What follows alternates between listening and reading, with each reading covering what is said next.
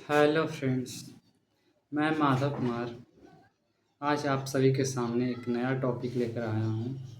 जैसा कि मैंने कल आप लोग को बताया था कि एनाटॉमी क्या होता है उसके बारे में, उसका सारे ब्रांच के बारे में मैंने कल डिस्कशन कर लिया था। जैसा कि मैंने पिछले दो वीडियो में मैंने आप लोगों को प्रोवाइड करवाया था इंट्रोडक्शन कि एनाटॉमी होता क्या है, उसका पढ़ने का फ़ायदा क्या है, उससे हम लोग को बेनिफिट क्या होगा, वो किसके लिए होता है, सारी जानकारी पिछले वीडियो में मैंने दे दिया था। अब आगे हम उसी वीडियो के थ्रू आगे पार्ट्स धीरे धीरे करके एक बाई एक पढ़ते जाएंगे। चलिए समय को बर्बाद ना करते हुए आज का नया टॉपिक, नया चैप्टर नया चैप्टर स्टार्ट करने जा रहे हैं। नया चैप्टर का नाम है ह्यूमन डाइजेस्टिव सिस्टम।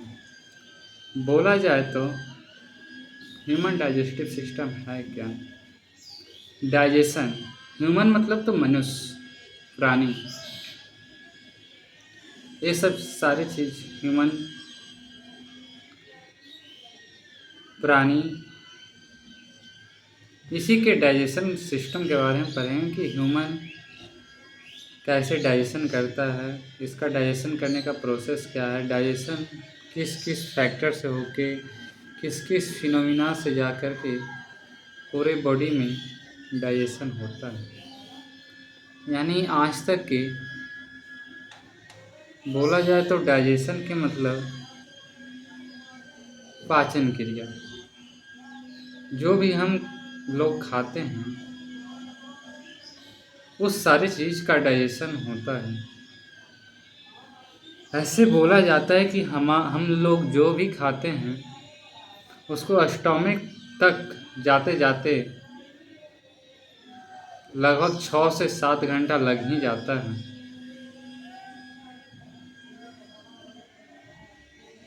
और उस जो हमारे स्टोमक में जाता है उसको डाइजेशन होने में 72 आवर्स का समय लगता है। कितने? 72 आवर्स।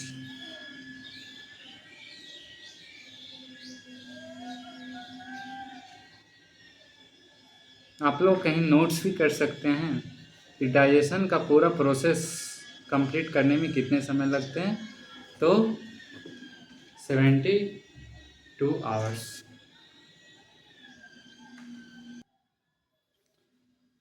तो जो हम लोग जो भी चीज़ खाते हैं उसको शरीर से बाहर पचने में, डाइजेशन में 72 आवर्स लग जाता है। तो यहाँ तक कि मैंने इंट्रोडक्शन दे दिया अपने आसानी शब्दों में। अब आइए हम लोग विस्तार से शुरू करते हैं। क्या शुरू किया जाए?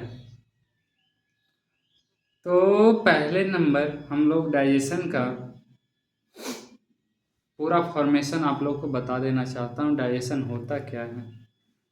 Digestion is the process in which complex food material break down into simple form and give us energy in form of ATP। मतलब बोला जाए तो डाइजेशन एक ऐसा प्रोसेस है जिसमें हम लोग कम्प्लेक्स मटेरियल को ब्रेक डाउन करके उसको सिंपल फॉर्म में कम्प्लेक्स फूड को ब्रेक डाउन करते हैं, किसमें? सिंपल फॉर्म में करते हैं। और जो सारे एटीपी के इन फॉर्म में हमें एनर्जी प्राप्त होता है उसे डाइजेशन कहते हैं। जैसे हम लोग कुछ खाना खाया, उसको ब्रेक डाउन किया। खाना तो एक जो हम लोग खाते हैं वो तो कम्प्लेक्स होता है, ऐसा थोड़ा है कि कम्प्लेक्स वो नहीं होता है। लिक्विड लिक्विड को बोल सकते हैं कि उसको हम ब्रेक डाउन नहीं करते हैं क्योंकि वो लिक्विड फॉर्म में, उसको डाइजेशन होने में बहुत कम समय लगता है। लेकिन कुछ कुछ हैवी चीज़ होते हैं तो उस हैवी चीज़ को डाइजेशन होने में जो प्रोसेस होता है उसे डाइजेस्टिव सिस्टम कहा जाता है ना।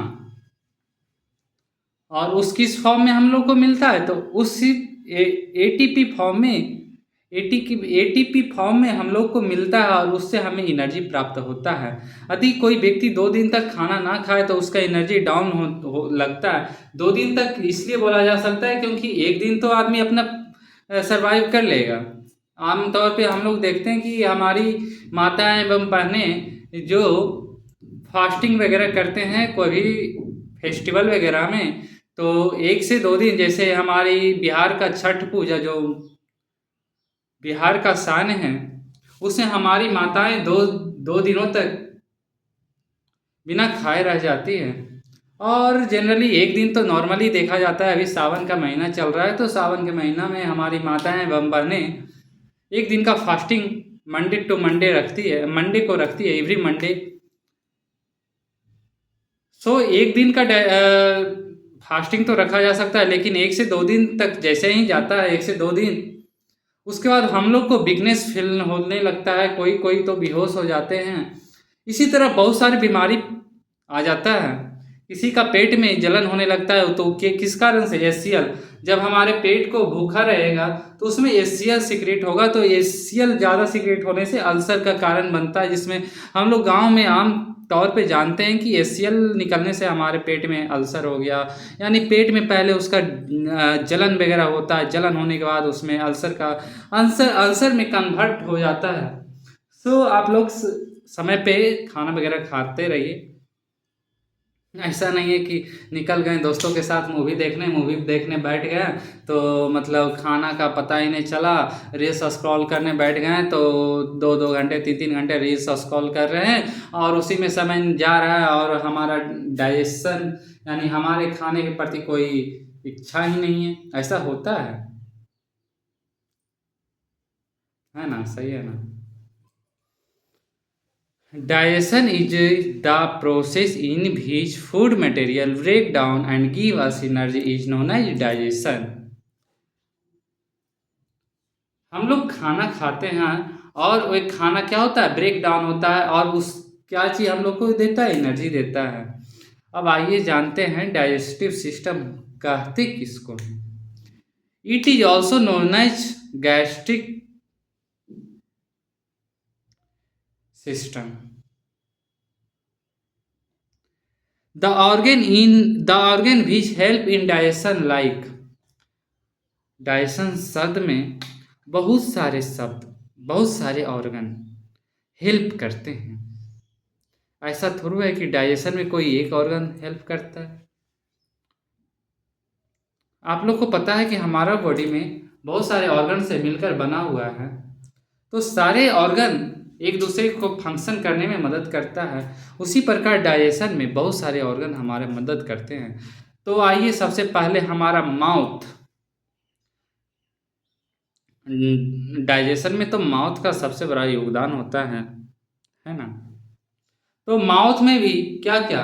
तो हमारा जीभ, टंग, टीथ, दांत, ग्लैंड यानी सलाइवरी ग्लैंड, जो कि हम खाना खाते हैं। जैसे टीथ क्या काम करता है डाइजेशन में? तो हम कोई भी खाना को लिए उसे च्यूइंग करने में मदद करता है, यानी ब्रेक डाउन करने में मदद करता है। इंसीजर, केनाइन, मोलर, प्रीमोलर, ये सब टीथ का पार्ट है। आगे चल के मैं आपको बताऊंगा। लेकिन डाइजेशन में हमारा टीथ मदद करता है। जैसे रोटी को काटना होता है तो उसे क्या इंसीजर से काट देंगे, आगे वाला जो दांत है उससे हम लोग काटने के लिए मदद लेते हैं। तो डाइजेशन में टीथ भी काम किया। हमारा जीभ जो है, जिस तरीका से हम सब्जी बनाते हैं उसी तरीका से जीभ जो है हमारे बॉडी को हमारे फूड को माउथ के अंदर वे मिक्स करता है और उस मिक्सचर में हमारी सलाइवरी ग्लैंड मदद करता है। जो हम मुंह में अपने खाने को रिवॉल्व करते हैं उसमें ग्लैंड्स यानी सलाइवरी ग्लैंड उसमें मिक्स होता है और वही सलाइवरी ग्लैंड के थ्रू ऑसोफेगस के द्वारा हमारे स्टमक में जाता है। ऑसोफेगस ट्रैकिया के होते हुए हमारे अंदर यानी डाइजेशन सिस्टम में मदद करता है। सलाइवरी मिक्स होने से उसमें क्या होता है? चिकनाहटपन आ जाता है, जिससे हमें खाने को डाइजेशन करने में मदद मिलती है। अब आ जाते हैं फेरिंग्स। फायरिंग्स हो गया, इसोफेगस हो गया, स्टोमिक हो गया, ये सब क्या हो गया? तो प्राइमरी डाइजेस्टिव सिस्टम का प्राइमरी ऑर्गन आ गया। अब आइए हम लोग सेकेंडरी ऑर्गन को बारे में जानते हैं। प्राइमरी ऑर्गन मतलब जो प्रमुख योगदान करता है डाइजेशन में, इसके बिना हम लोग डाइजेशन कंप्लीट बोल ही नहीं सकते। तो सेकेंडरी में आ जाता है लीवर, पैनक्रियाज, इंस्टेटाइन। इंस्टेटाइन में दो, एक स्मॉल इंस्टेटाइन, लार्ज इंस्टेटाइन। रेक्टम, रेक्टम में द्वारा जो भी डाइजेशन हुआ वेस्ट मटेरियल शरीर से बाहर निकल जाता है, उसे रेक्टम कहा जाता है। तो आज का इंट्रोडक्शन यहीं तक। कल का टॉपिक मैं आप लोगों को बता देता हूँ। कल का टॉपिक क्या रहेगा? माउथ कंप्लीट कर दूंगा कि माउथ डाइजेशन में किस प्रकार से मदद करता है। उसके बाद टीथ कंप्लीट करूँगा कि कौन कौन सा टीथ क्या क्या काम करता है। उसके बाद आप लोग को आगे भी बता टीथ के बारे में कल मेनली माउथ और टीथ ही कल समय मिला तो सलाइवरी ग्लैंड भी कंप्लीट कर सकता हूँ, लेकिन ज़्यादातर कल का टॉपिक यही रहेगा, माउथ और टीथ। इसके बारे में कल डिटेल वीडियो आपको मिल जाएगा कि डाइजेशन में माउथ और टीथ किस तरीका का इन्वॉल्व करता है।